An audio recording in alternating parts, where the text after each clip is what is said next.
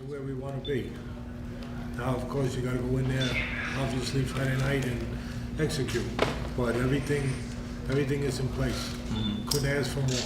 Teddy, what was the thinking on your end in moving this camp about 3,000 miles east?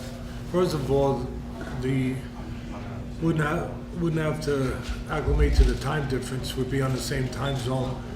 Being that the weather was going to still be good, there was no problem with training here on the East Coast. Sometimes you got to worry about, bad weather with training on the East Coast. So we didn't have to worry about that. The time was good, and not having to get on a plane to go across the country on the Sunday before the fight is always a nice thing. That's pretty nice. And to be comfortable in your place and stay there right up to the fight, and then I'm going to be very careful with this word, but it's a word that Alex used sometimes. But because we're very fortunate, we're very blessed to have these privileges and to have these opportunities to do what we do. But it's not the worst thing to suffer a little bit, to just remind yourself. And we're not suffering compared to what real suffering is. We understand that. I understand that completely. But just to be reminded that he's away from his family, he's got a beautiful family and a young family, and just to be reminded that why are we away from the family? Right now there are 4 alphabet light heavyweight champions, and barring a draw on Friday night, there'll be 3.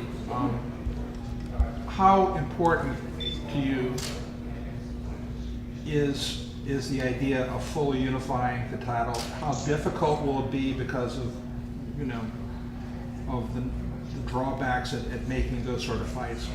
And the other thing is that will you feel like you are the one true king of the light heavyweights if you win the bout by virtue of those 2 belts and the other guys only have 1? First of all, my dream is to become undisputed champion. This is the first step, and this is a necessary step. And the second thing is that this is what fans like to see. They want to see our, champions to fight some opponents or journeymen. This is the tough fights which fans like to see. And for me, it's a big challenge. Yes. And what's the second part of the question?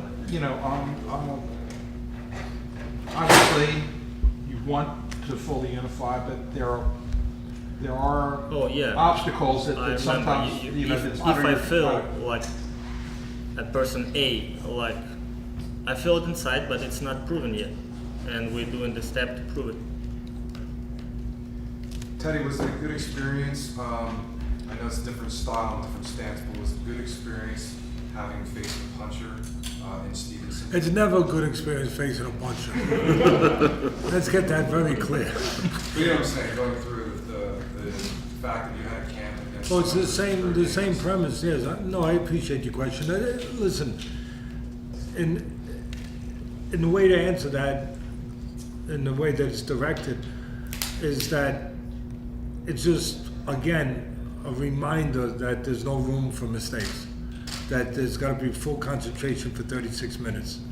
Full concentration, and you have to fight 1 round at a time. 1 3-minute round at a time. Not 3 minutes and 59 seconds. No, not when you're in there with a puncher that can change everything in a moment with 1 punch, as Stevenson almost did in the 10th round.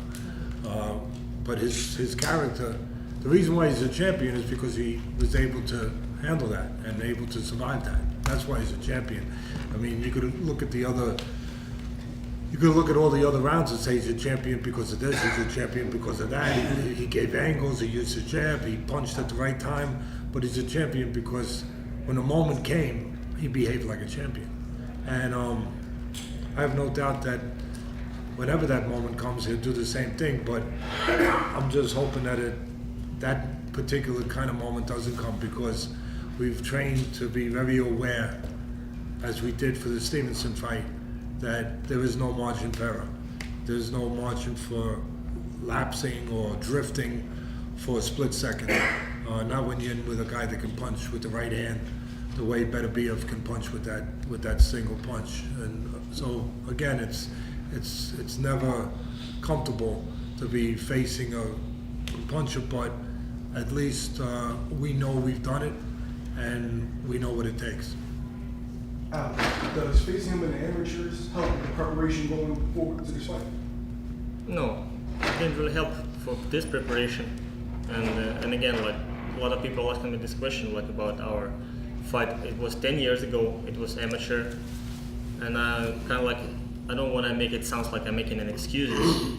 So 10 years ago, he was just better. Period. And right now, it's different times, different sport.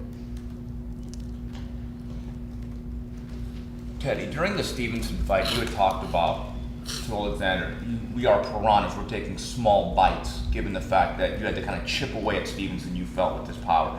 Does the same philosophy, in your view, or similar philosophy hold in this fight with Beterbiev? Yes and no, to be honest.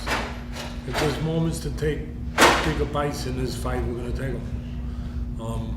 At whatever time that is. If it's early, it's early. If it's late, it's late. If it's middle, it's middle. He's got great judgment and instincts, and we put that in place, and I know that we can depend on that judgment and that instincts when it's time to take a bite, small or big. We never want to get greedy. You never want to get greedy, especially with a puncher.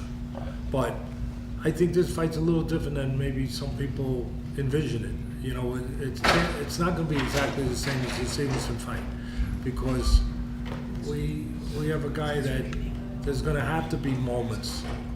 Put it this way, there's going to have to be moments to take bigger bites with this guy, if you can understand what I'm saying.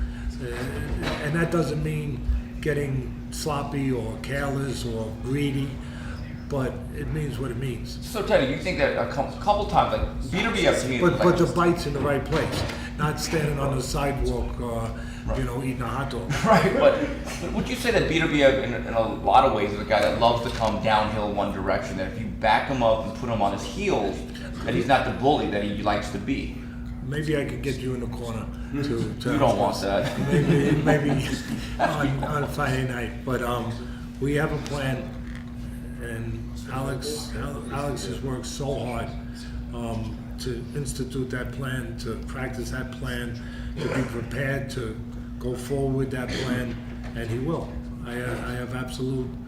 And again, part of what makes him special is that he's able to think properly under pressure, where other people don't always think properly.